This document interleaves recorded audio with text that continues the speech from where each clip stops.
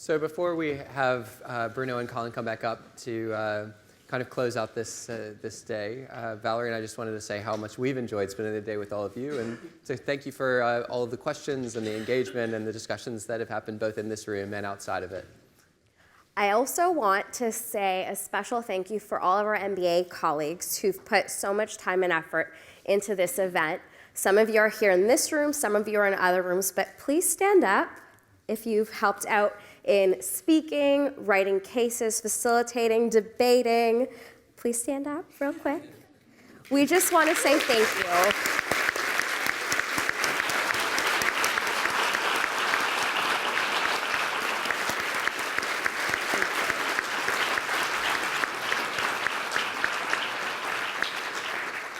For those of you who don't know, our classmates have put in so much effort amidst exams and assignments and just generally busy schedules and MBATs to make today happen.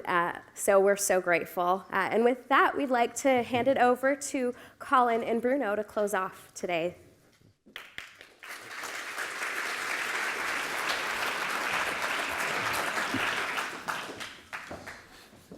I won't be long. It's late. And I just would like to thank you very much for your attention. Thank you very much for the young generation. I feel really inspired when I think of my great-great-great-grandchildren. Okay? If they all look like you, we are in a good shape. I just would like to say a few words, because I was really moved by the word that Martin just shared. And I'd like to share an anecdote. 12 years ago, when we were given these questions about what should be the right level of profit, I was asking my friends how we could answer this question, because obviously we couldn't find this question. We couldn't find a response to these questions in the management books, in economics. And a friend of mine actually said, you should really pay a visit to a man called Wendell Berry. And Wendell Berry is an extraordinary individual who lives in Kentucky. He lives very close to the land. He's, to that extent, a real humble man because he's connected to the humus. We have a saying in Hebrew which says actually the word Adam, which means man in Hebrew, is coming from the word Adama, which means the land. So there is some connections being a man and being connected to the world and being connected to the earth and being connected to the land. And we had an amazing discussion. He was a little bit hesitant at the beginning to receive people from Mars and to talk about business. I mean, you couldn't find more different world than the world of consumer goods, making bars and pet food, and this man living in a farm. And he shared with us a few ideas which actually are today still driving my thinking. So it's no coincidence, actually, that you're ending this conference with the word of Wendell Berry's. And there is one quote, actually, that he shared with me that I kept in my diary, that you can best serve civilization by being against what usually passes for it. So here we are. And we know, actually, that the world, our civilization, has been based on business, has been based on finance, has been based on performance. But actually, you can best serve civilization by sometimes being against what usually passes for it. So before we move to the closing of this conference, I just would like to leave with you with one other word that this man shared with us. He shared with us that it was an ancient word written by a man who is called Saul of Tarsus, a great intellectual who actually was the architect of modern church. And he said that the love of money is a source of all kinds of evil. I repeat that. The love of money is a source of all kinds of evil. It's not the love of power, it's not the love of pleasure, it is the love of money. So money is a good servant, an excellent servant. But if it becomes your master, it's a cruel and bad master. Get away from the love of money. Embrace the love of other people and embrace the love of the land, and money will follow. Thank you.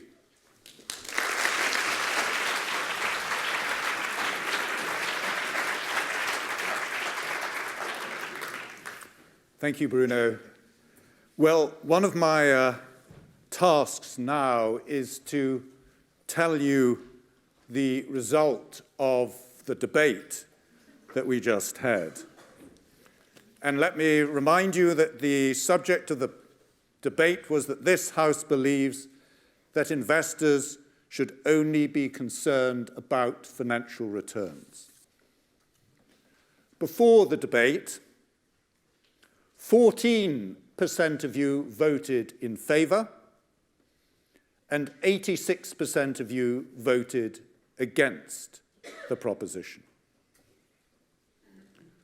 After the debate, 43% of you voted against it, and 57% in favour of the proposition. So the proposition is carried, and the debaters reversed the outcome. Now, I would like to just remind you of the fact that in Britain, we don't believe in referendums.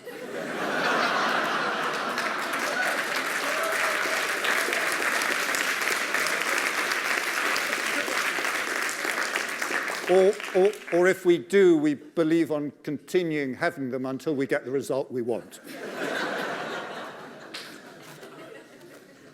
But in any event, I would just like to say it was a fantastic debate, so thank you very much to all of you for having done it. And I'd also just like to thank all of you who have participated in today's forum, all of the speakers, all of the participants in the master classes, the panels, the case study presentations. Thank you very much for all that you've done. It was really a fantastic performance that you put on. So thank you very much indeed.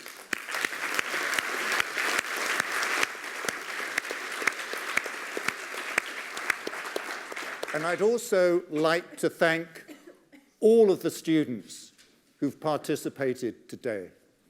You have been the stars of the day.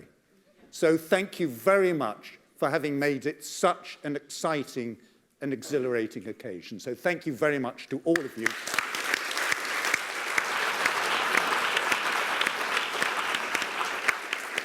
And can I particularly thank two students who did not stand up earlier on because they were already standing, Valerie and Richard. And can you stand now?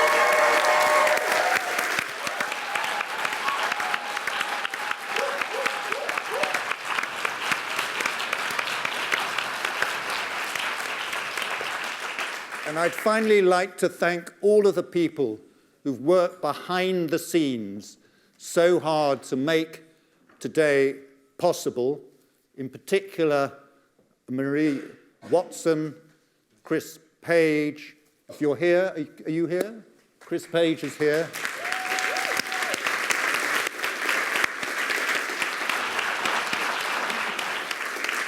Judith Stroll, Sudhir Ramamurthy, can you stand up, please?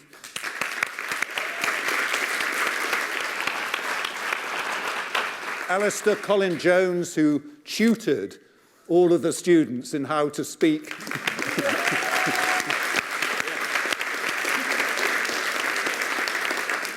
Jay Yacoub, who worked relentlessly to put together today's program. Jay, are you around? And of course, my great colleague, Bruno Roche. Thank you, Colin. And anyone else who I've forgotten to thank.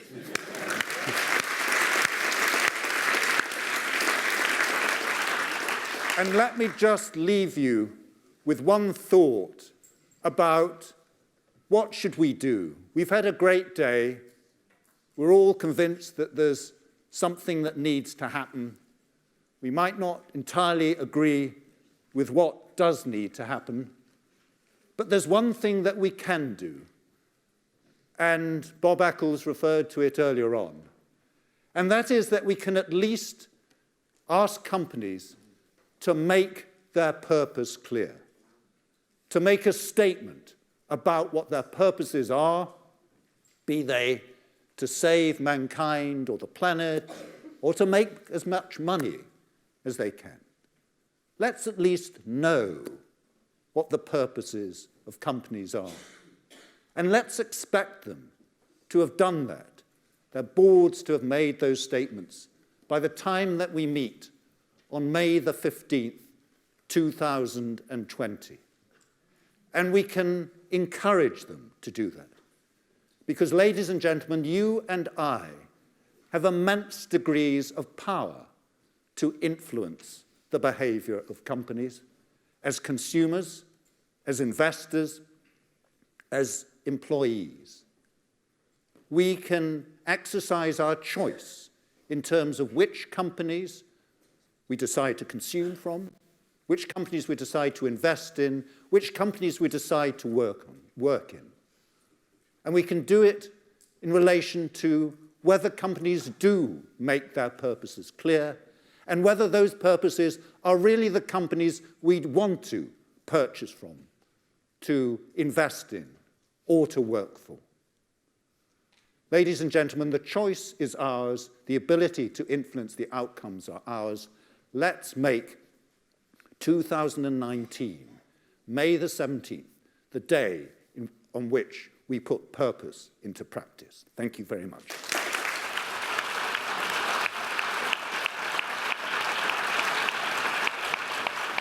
And finally, may I say thank you very much to all of you for staying to the end. Thank you for being a great audience. And it's now time for you to have a drink outside. So thank you.